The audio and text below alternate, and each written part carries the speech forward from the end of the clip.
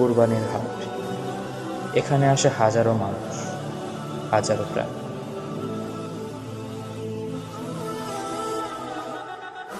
প্রাণীগুলোর চোখে ভয়, কিন্তু সবচেয়ে ভয় পাবে কে?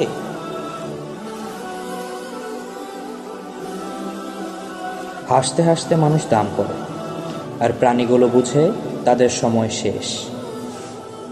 কিন্তু এক মুহূর্ত থামো, তোমার কুরবানি কি সত্যিই কুরবানি? আল্লাহ বলেন, তার কাছে পশুর মাংস বা রক্ত পৌঁছায় না, পৌঁছায় শুধু তোমাদের তাকওয়া। সূরা হজ আয়াত ৩৭। প্রাণী নয়, নিজের নফস কুরবানি করো।